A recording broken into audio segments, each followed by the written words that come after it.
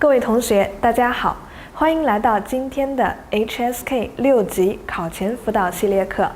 在今天的課堂上，老師將要和大家一起來學習的是 HSK 6級閱讀的第4部分，也就是文章最多、題目最多的這一部分。在閱讀的第4部分呢，大家將要閱讀5篇文章，完成20道題目。其實給你的時間不多，但是要完成的題目比較多，所以呢，在大家備考還有考試的時候，一定要注意提高你的做題速度。只有你有了做題的速度，才能夠完成我們考試当中的這些题目，也才能夠取得一個比较好的成績。那先看一下，我們說 HSK 6級对大家的詞彙量有一個比較高的要求，整個的大綱詞呢是需要你掌握5000個，但是很多同學都說，老師，我在做題，尤其是在做閱讀題的時候，經常會碰到不認識的詞，怎麼辦？我是不是應該去弄明白每一個詞到底是什麼意思呢？其實大家不用這麼麻煩的，因為我們知道，只要是考試，它就有超綱詞，而在6級考試當中，超綱詞是比較多的，一般大家會碰到25%的超綱詞，所以你在平時閱讀的時候，如果說想要積累更多的詞彙，當然可以把每一個詞的意思都弄懂，但是如果是在考試的過程當中，你同樣遇到了不認識的詞，怎麼辦呢？建議大家呀，一定要冷靜，不要慌，不要說我不認識這個詞，我就着急了，不會做了，讀不懂了，怎麼辦呢？其實把一個詞放在一個句子或者一篇文章當中的時候，你呢是有一個語境的，是有上文和下文可以給大家提示的，所以建議大家聯繫上下文去猜一猜這個詞的意思。猜詞的能力和技巧呢，其實也是各位應該掌握的一個技能。所以如果你在考試的當中遇到了不認識的詞，試着去聯繫上文和下文，看一看說了什麼，去猜一猜這個詞的意思。只要它不影響你做題，你就可以接着往下讀了。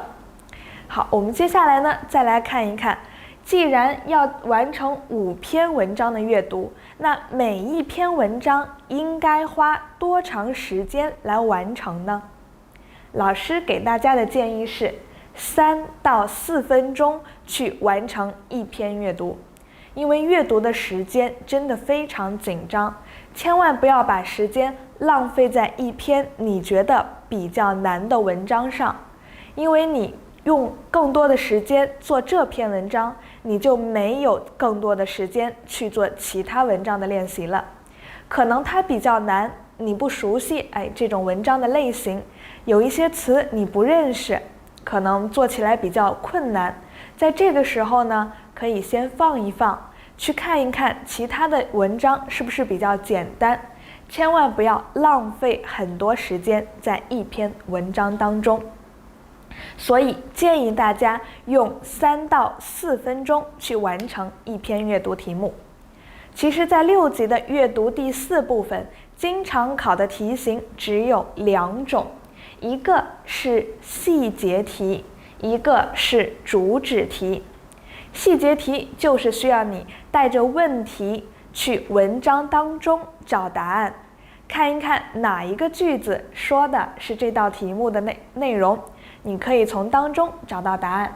主旨題呢，有時候你會碰到一些說理的文章，看一看告訴你什麼樣的道理，或者說一些總結性的話語，或者呢說明文當中問一問你這篇文章主要說的是什麼，給它找一找標題等等，這些都是主旨類的題目。不同的題目有不同的解题技巧和方法，這呢也是我們在閱讀第4部分的系列課程當中將要和大家一起討論分析的內容。好，我們再來看怎樣去用這3到4分鐘完成一篇閱讀呢？首先呢，建議大家先看問題，而不是一上來拿到這篇文章我就從頭讀到尾，這樣是沒有重點的。大家要在短時間內完成一道閱讀題，就應該先看問題，帶着問題去文章當中找它的正確答案，然後呢，讀文章，對吧？當你在看完問題之後，你就知道哪一些的細節可能是會考到的，你要找的是哪一個細節的主要信息。所以我們在讀文章的時候，和問題有關的細節內容一定要多注意，帶着問題去找哪些細節信息是有用的，然後再看一看選項，去排除掉那些不相關的，去做這樣的細節題目。然後呢，你還需要把握文章的主旨，因为我們剛剛說到了，其實閱讀考試考的就是2種題型，細節題和主旨題。細節題不需要你去推測很多的內容，只需要你帶着問題去找對應的句子，找到答案就可以了。而主旨題呢，就需要你在閱讀的時候，想一想主要說的是什麼，告訴了你什麼道理，它可能用什麼樣的標題比較適合這種類型的文章。閱讀加思考，然後就得到了主旨題目的答案了。說了這麼多，迫不及待的是不是想要練習一下怎樣先讀問題，怎樣去找細節，怎麼去概括把握主旨呢？不要着急，今天就先帶着大家做一道題目。我們看今天的這道練習。對了，再提醒大家，我們做閱讀題目的時候呢，是有一個方法的。第一步就是定。什麼叫定？就是你知道了問題，帶着問題去找那一個點，那一個句子，那一個主要的地方，定好它的位置。第二呢，是需要辨別一下這幾個選項哪一個和這個句子當中的細節信息是對應的，哪一些又是一些干擾的，或者說根本就沒有提到的內容，然後用排除法把不相關的、沒有提到的，或者說錯的選項排除掉，最後得到了我們的最終答案。關鍵詞是什麼意思呢？如果在一篇文章當中有一個詞多次出現看到了很多遍，說的呢就是和它有關的，那我們叫它關鍵詞。關鍵詞可以給大家在做主旨類題目的時候一個提示，主旨肯定是和這篇文章的主要內容有關的，所以關鍵詞也是一個主要的線索。好，接下來呢，現在正式進入我們的練習環節了。今天呢，只需要跟着老師完成一道題目的練習，我們一邊做一邊想一想，是不是遇到了不會的詞或者看不懂的句子，那它有沒有影響你做閱讀題？老師說一篇文章建議大家3到4分鐘來完成，那怎樣更好的利用這段時間呢？先讀問題，再看文章，帶着問題去找答案的時候，應該注意哪些細節信息呢？這都是我們在今天的這道練習題目當中要和大家一起解決的問題。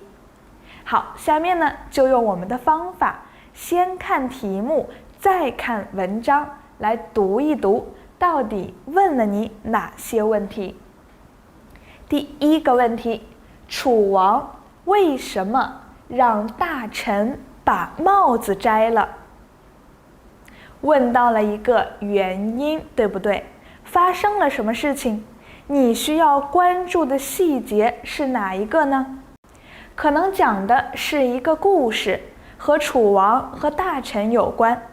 那有一個細節你要注意了，在這個故事當中，楚王讓大臣把帽子摘了，原來是戴着帽子的。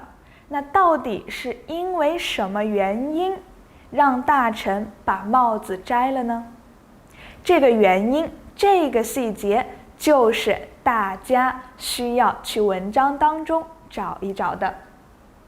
再看第2個問題，關於那個健將可以知道什麼？問的是誰呢？是那個健將。這個健將是誰？關於他說了什麼？需要你去文章當中找對應的句子，看一看關於這個健將文章的那一個句子說了什麼，然後排除掉那些不相關的、沒有提到的、說錯的選項，來找正確答案。我們再看第83題，上文中的人非圣賢，孰能無過，最可能是什麼意思？人非聖賢，孰能無過，這聽起來文縐縐的。有的同學可能一看呢，他閱讀的東西比較多，知道的這個漢語內容也比較多，對這些什麼成語俗語都掌握的比較好，一看就知道答案了。那你可以直接去這個選項當中找答案。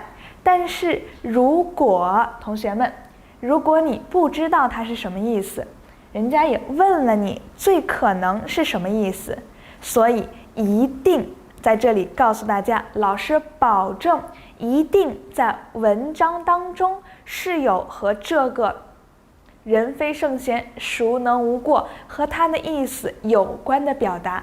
你一定要看一看這句話那一段說了什麼，給了你什麼提示，帶着跟它一段內容的那些表達去選項當中找最相關的那一個選項。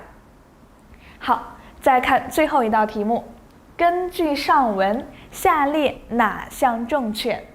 這種最後一道題目呢，它往往有時候呢會問大家一個什麼讀了這篇文章呀，你看一看哪一個選項是正確的。有時候考的是細節題，需要你分別去找4個選項，在文章當中對應的句子來做出判斷，到底是對的還是錯的。但更多的時候呢，它其實是考你這個文章的主旨，哪一項說的那個內容和這個文章的主旨，或者說他想告訴你的道理是有關的。所以呢，這個題目也是需要大家多總結多練習的。知道了4個題目，我們下面呢，接下來就帶着這4個問題一起讀一讀我們的這篇文章，看一看哪些細節是需要你提出来，對應着去找答案的。那文章呢，又可能告訴了你一個什麼樣的道理？好，下邊我們就帶着問題去找答案吧。老師一邊讀，你一邊想一想，剛剛第1個問題是什麼？哪一個句子是和摘帽子有關的呢？春秋時期，楚王請了很多大臣來喝酒吃飯，席間歌舞曼妙，美酒佳肴，燭光搖曳。楚王還命令他最寵愛的2位美人許姬和麥姬輪流向大臣敬酒。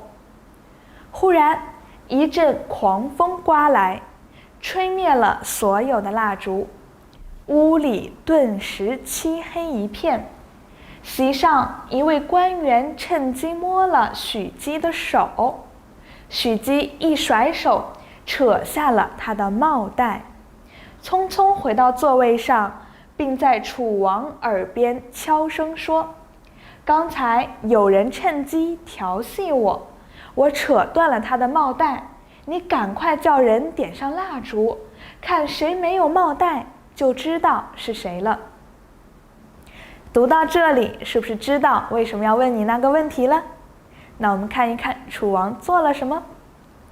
楚王聽了，連忙命令手下先不要點燃蠟燭，然後大聲向各位臣子說：今天晚上我一定要與各位一醉方休。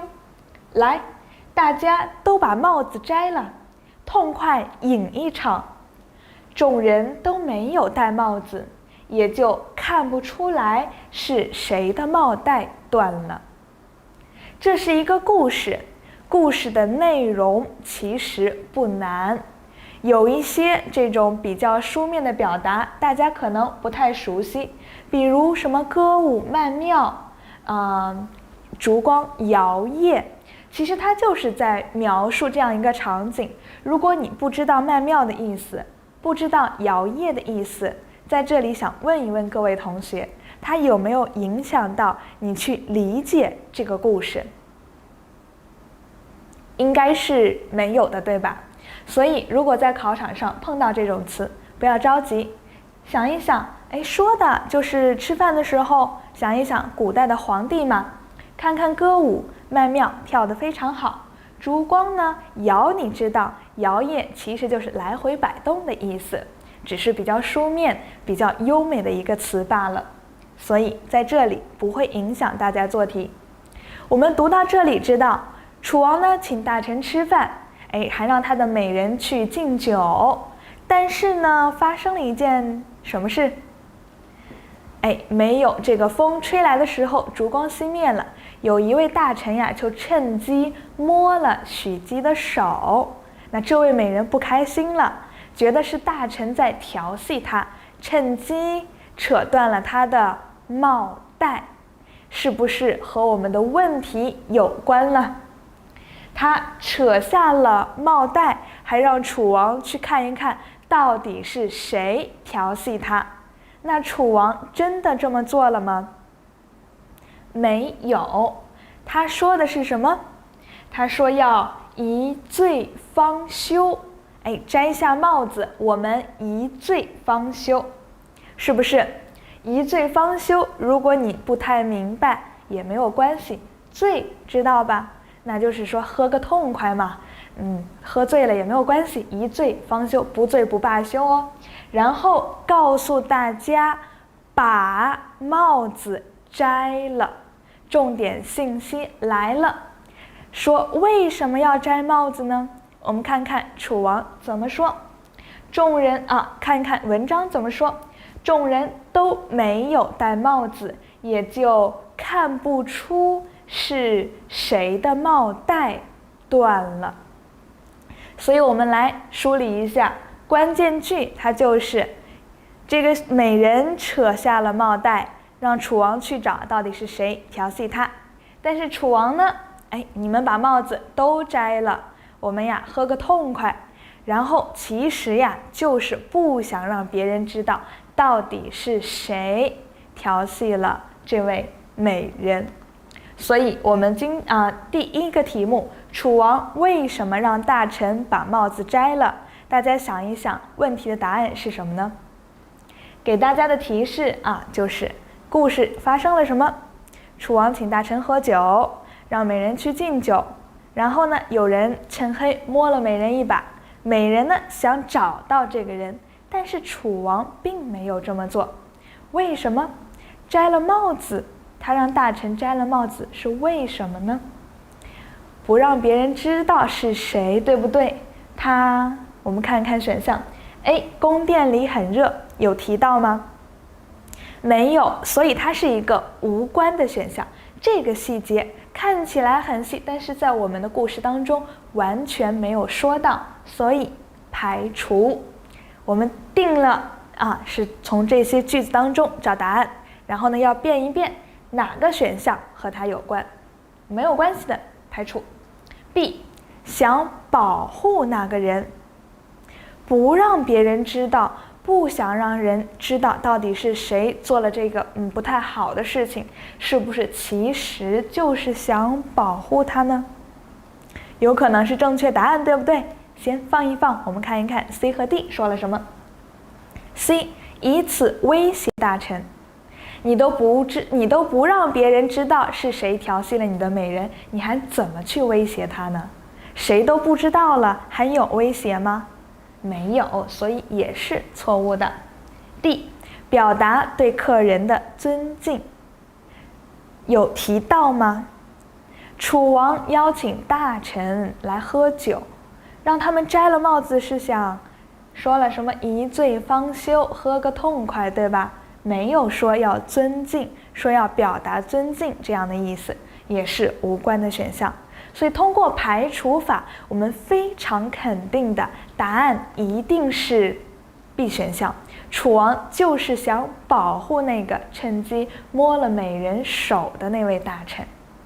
這是第一道細節題目，我們再來看第二道題目。接着往後讀，老師一邊讀，你一邊去想。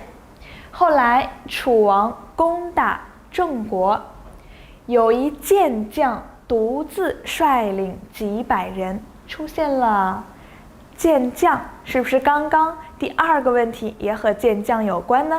那你就要注意了，關於他說了什麼。他獨自率領幾百人為三軍開路，過關斬將，直通鄭國的首都。此人就是當年摸許姬手的那一位。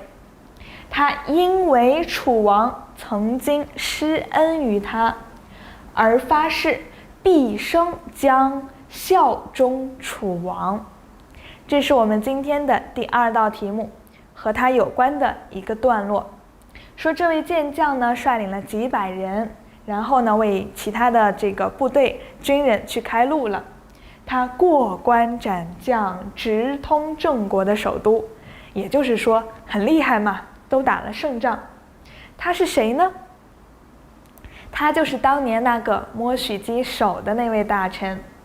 為什麼他這麼賣命為楚王貢獻呢？是因為楚王呢曾經施恩於他，對他有恩，施恩就是对他有恩的意思。而发誓要做什麼？畢生效忠楚王，畢生就是一輩子都要對楚王非常忠誠，效忠於他。所以你的答案是什麼？一會兒我們看着選項去做排除。我們再往下讀一點。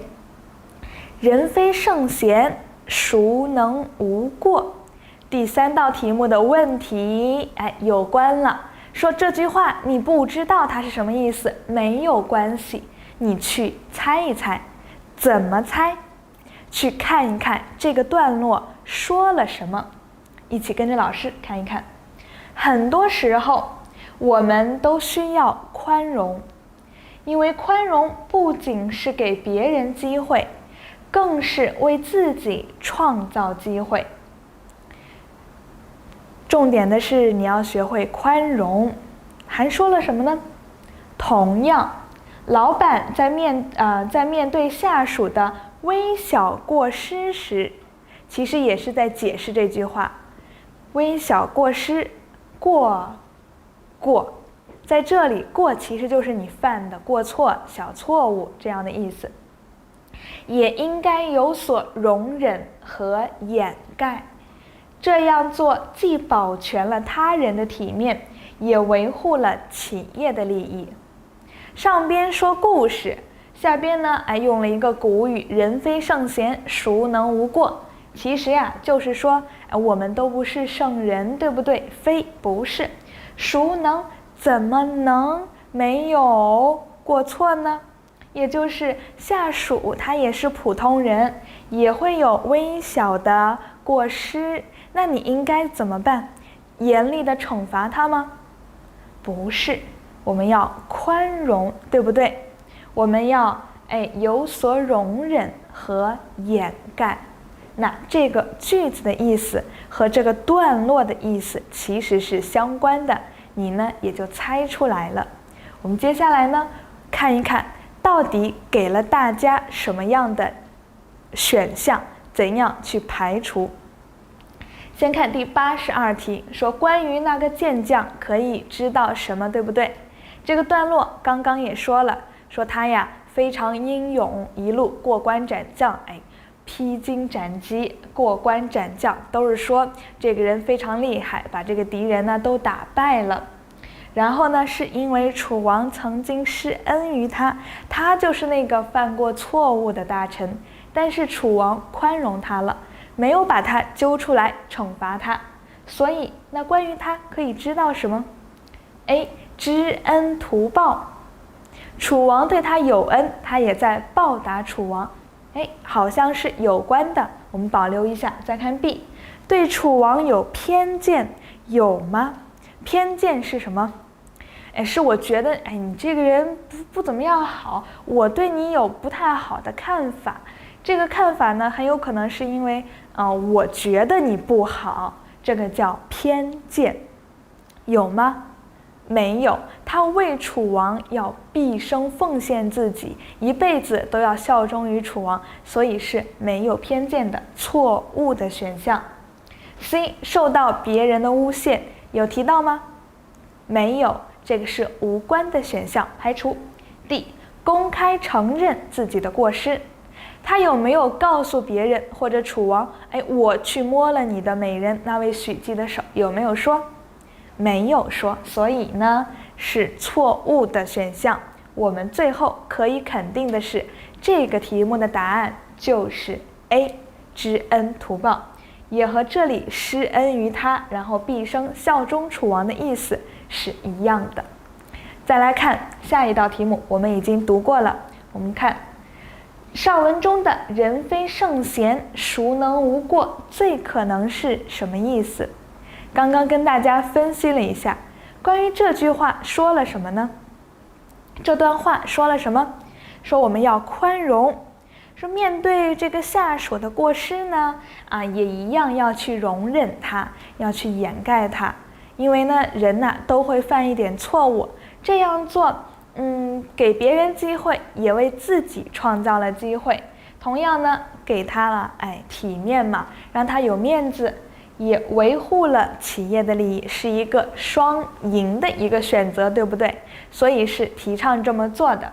那我們看一看4個選項都是什麼意思。A. 熟能生巧，老師也經常告訴大家，一定要多練習，多練習。為什麼？熟能生巧，你做的多了，你也就知道，應該怎麼做了，也會越做越好了，對不对？所以熟能生巧是這個意思，要多做才會做得更好。和我們文章這段話有關嗎？沒有關係，所以排除。B. 每個人都會犯錯，犯錯、過失、過其實都是一個意思。這段話也是告訴我們要寬容他人。為什麼？因為人吶，他都會有一些小的過失，你這麼做，你寬容了別人，也是給了自己機會，也維護了自己的這樣一個企業的利益。所以呢，你要知道的是，每個人都會犯錯，和我們文章的內容是有關的，保留一下。再看 C， 每個人都有過去，每個人都有自己以前發生過的那些故事。這個文章是和過去的故事有關的嗎？不是，這裡的過可不是過去的意思，你怎麼去判斷它的意思呢？文章給了你一個非常好的提示，過失，那就是小錯誤，你不小心犯的錯誤，這個叫過失，所以是錯誤的。D， 要做個賢惠的人。賢惠什麼意思？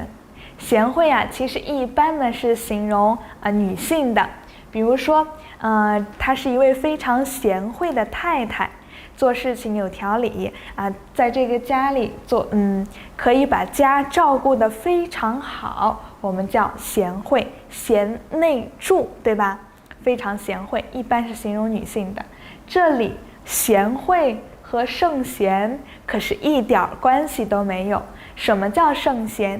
聖人、賢人，說的是古代的那一些，比如說大家都知道的孔子、孔孟之類的這種大家，他們是被尊稱為聖人和賢人，德行非常高，這個叫聖賢，而不是說你做事這個人吶，你要賢惠一點，要好好的去持家，這樣子不一樣的意思。所以不要看到有賢你就去選了 D， 它意思可是大大相反的，也可以排除。所以最後我們可以肯定的是，答案就是 B， 每個人都會犯錯。這其實也是和文章結尾處一個升華有一點關係的。一開始給你講的是楚王和他大臣的這樣一個故事，而到文章的結尾呢，通過這個故事我們總結出來，人非聖賢，孰能無過？我們呀都是普通人，既不是聖人，也不是賢人，所以呢，我們都會犯錯。那面對錯誤的時候，你應該怎麼辦？應該去學習楚王，尤其是老闆、企業的這個大老闆、決策者，你更應該在面對下屬犯錯的時候呢，更應該怎麼辦？要學會包容，學會寬容，這樣既保全了這位犯錯員工的臉面，同樣呢，也保全了你自己企業的利益。所以這是一個可以說從這個小故事給了企業一個小小的提示，是文章最後的總結和點睛之筆。所以我們最後其實就是想告訴大家，每個人都會犯錯，但是領導面對員工犯錯的時候，或者你看到別人犯錯誤的時候，不要那麼嚴格嚴苛，一定要去懲罰別人，而更應該學會像楚王一樣去包容一下大家，這樣別人呢才會知恩圖報。這是這篇文章最後想要告訴大家的道理。好，我們到现在到這裡呢，就已經把第一篇文章今天的這個練習呀做完了。最後呢，還是要提醒一下大家，考試的時候一定要怎麼樣？先看問題，再去做題目。一般會考的是細節題，我們拿着問題就去找對應的細節。最後呢，也有可能去考你一個概括題，像這樣的這種概括題呢，你要多注意一下，多注意一下。比如說這種人非聖賢，孰能無過的猜詞類的題目，不是概括題，猜詞類的題目呢，一定要去聯繫上下文。那我們還有一道題目在這裡。根據上文，下列哪項正確？這是我們的主旨概括類的題目。我們看一看選項說了什麼。這種題目建議大家看選項。到這裡，你文章讀得差不多了，看看選項哪一個是正確的，是關於細節的，還是關於主旨的？你自己先判斷一下。A. 楚王喝醉了，這個細節文章當中有嗎？沒有，排除。B. 楚王對大臣很嚴厲，剛剛也分析了要寬容，楚王就是這樣一個很好的例子，所以呢也不是嚴厲的。C. 人的容忍力是有限的，文章的結尾都說了我們要寬容了，對不對？人非聖賢，孰能無過？都會犯錯，沒有說你的容忍力有限的，說你要去爆發，對吧？沒有，所以也是錯誤的。最後，老闆要原諒員工的小錯，和我們文章結尾這樣一個道理性的內容、提示建議類的內容其實是一樣的。也說面對下屬的微小過失時，要學會容忍和掩蓋，和我們 D 選項意思完全一樣，所以我们的答案就選 D。看起來是和細節有關，但其實呢，你只要抓住文章的主要內容，這道題目一點都不難。因為文章主要就是想告訴大家，別人犯錯的時候，你不要那麼嚴厲，你要學會寬容這樣一個道理。哪一個是和這個道理有關的呢？只有 D 選項，對不對？所以我們的答案也是選擇 D。好，到這裡今天的這個練習就真正的做完了。有細節題，有猜詞題，同樣也有主旨類的這樣一個題目。不同的題目有不同的解題技巧。剛剛呢也和大家一起看了看每一類的題目應該怎麼去做。下面呢，在接下來的課程當中，老師將會和大家把6級考試當中第4部分經常會考的不同的文章類型梳理一下，一起來看一看不同類型的文章會考什麼樣的題，而你又應該怎麼去做題。好，今天的課程就到這裡，留着之後不同類型的文章怎麼做題這樣一個問題呢，留給大家，我們下節課一起來討論。最後呢，祝大家考試順利，我們下節課再見。